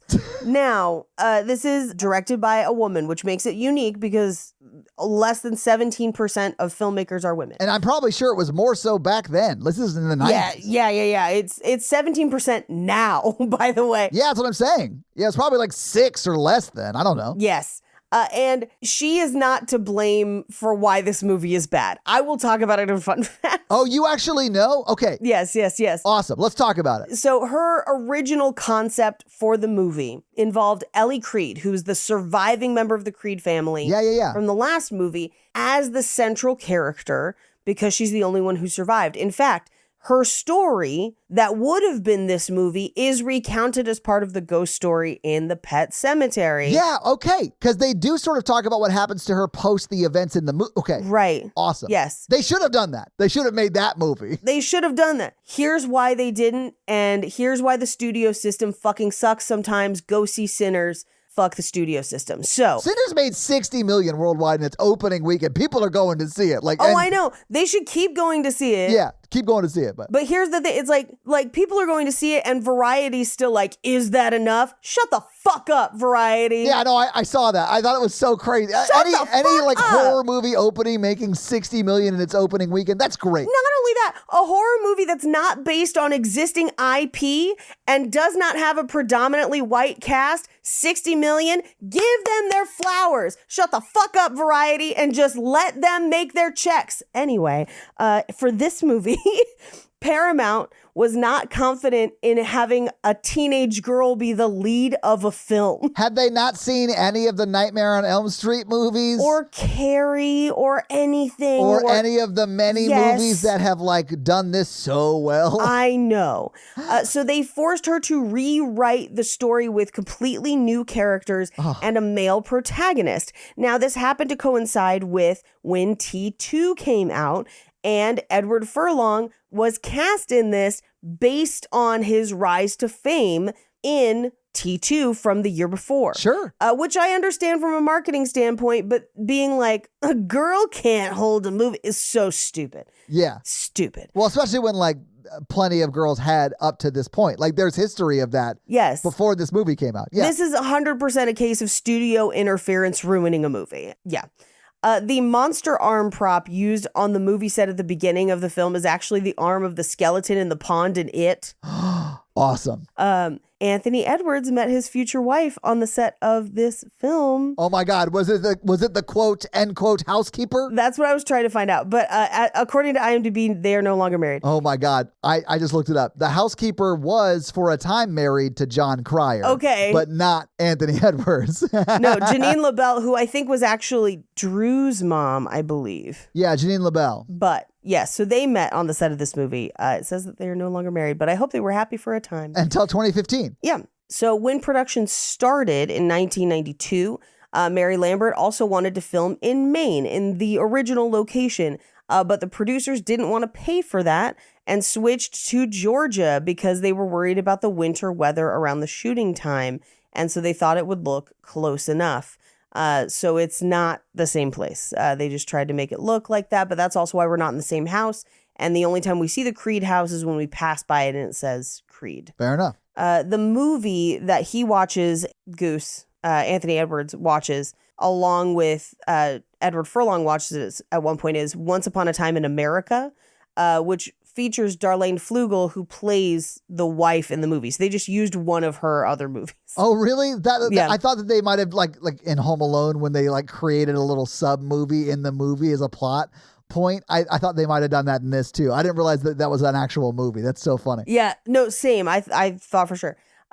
as far as the scenes with the kitten being chased by Zowie, Yeah. they couldn't safely have them both in the same scenes. Sure. Yeah. So they would shoot the kitten first and then Zowie second. And they were just luring each animal with treats. Yeah. So nobody was ever in real danger. It's shot in a very cool way, though. Like, it does look like a sort of a mini horror movie from the cat's perspective. Right. And similarly, when Zowie is trying to break into the rabbit cages, that was shot in individual cuts as well, where Gus had rigged the cages with noisemakers and electrical surge that's supposed to shock the dog, but obviously we're not going to shock a dog. Right. The dog had been taught to push an object that sets off the special effects sparks, which were only visual and on the other side, so they did not shock the dog. Oh, awesome. There you go. Great. Mhm. Yeah. So it sounds like they actually did do like a lot to make sure they didn't hurt any of these animals, which is great. Yeah. Which does make me feel a lot better. Yeah.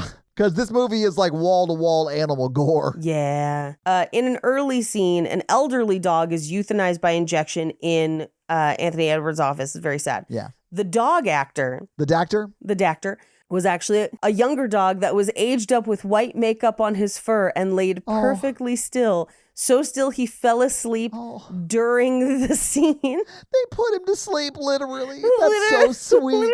Like knowing he was actually like a young dog who was like fine and just like chilling, having a great day with his owner and a bunch of these new friends he made. Yep. You know? Yep. That's fun. I love the fun fact about a lot of movies that they do now is like a lot of the dogs you see in movies, they have to have their tails digitally removed. Digitally unwagged. Because, they're like wagging their tails because they're just having the best time. I'm just and meeting they're new like supposed to people. be scary and ominous, but they're just like, this is the best. I love this. You know, that's such a cute, like, fun fact. This is a problem in Cabin Fever, which I was not on Horror Virgin for, but is a movie that I ironically love. Yeah. That dog, there is on the Cabin Fever DVD that I have had since college and we used to watch all the time. They had a dog that was too friendly and wasn't scary. And so they had to get a new dog. Like they had to get another dog actor. A doctor? Yeah. A Dactor. And that dog actor was just like a former like canine officer, not like a regular dog actor. And it was so fucking scary that no one else could shoot with it. And it was like a huge problem on set. So, you know. Okay. When Jeff goes to the pet cemetery for the first time to get his cat back, you can see in the background there's a kid's wagon, and it's the wagon that Ellie was pushing Gage in the first film. What? Okay. I did not catch that, but that's cool. Yep. There's a lot of stuff about how the animals weren't hurt. They clearly. Which good. Like, I'm glad. Like, yeah, that's good. Yes.